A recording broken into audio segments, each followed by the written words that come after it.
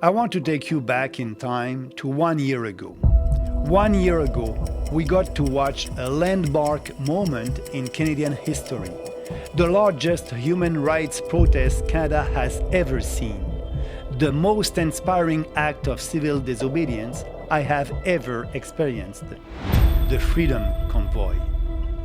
After 2 years of government tyranny, of lockdowns and travel bans, of curfews and stay-at-home orders, of government pitting families and friends against each other, of propaganda and psychological manipulation, brave Canadian truckers started a movement that would wake up a nation and inspire the world.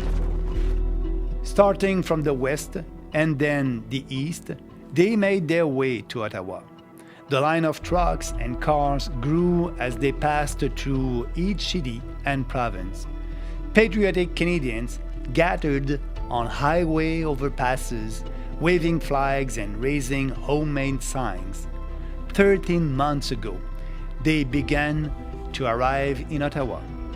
The career politicians that walked the halls of Parliament were reminded that these buildings, this country, belong to us. They were reminded that Canadians are not just serfs paying taxes to support their insane globalist projects. We are a proud people, not to be treated like cogs in some broken machine. Trudeau smeared the protesters as racist and misogynist. The fake news media painted it as an occupation. They claimed the citizens of downtown Ottawa were being terrorized and lied about protesters committing arson and other crimes. But I was there in person. I experienced it firsthand. And I can tell you, it was the most beautiful, peaceful, and patriotic event I have ever seen. After 2 years of misery and discrimination, of being separated from friends and family, there was a special sense of love and togetherness in the streets of Ottawa. People were proud to be Canadian again. But just as pride and patriotism was resurging in Canada, Justin Trudeau stumped it out like a campfire at the end of the night. Trudeau gave himself unprecedented powers meant to protect Canadians at times of war. He weaponized the financial system, shutting down fundraisers and freezing people's bank accounts without due process.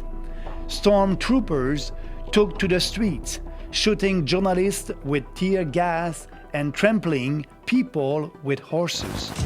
We were reminded the tyrants are still in control. Even though the Freedom Convoy was violently crushed, it was still a brilliant success. Public opinion had turned. Provincial government started to quietly drop mandates and restrictions. In the years since the convoy, the political establishment has done everything they can to sap the momentum out of this populist uprising. They've used every tool in their arsenal. The corporate media are still vilifying protesters and preventing the other side of the story from being told. The courts have delayed important cases or refused to hear them. Trudeau made a mockery of the inquiry, appointing a former Liberal staffer as commissioner. Many Canadians that had woken up have been lulled back to sleep.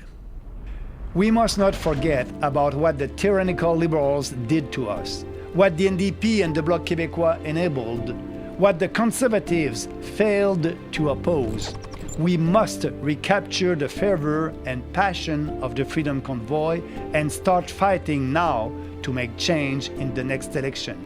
Just like the Freedom Convoy filled the streets of Ottawa with the people, we must fill the House of Commons with the People's Party MPs. We will replace every out-of-touch establishment politician in Ottawa with patriotic, working-class Canadians. We will finish what the Freedom Convoy started, a true populist revolution. It won't be easy. I will need your help to do it. become a member of the People's Party of Canada to join the fight to give the power back to the people.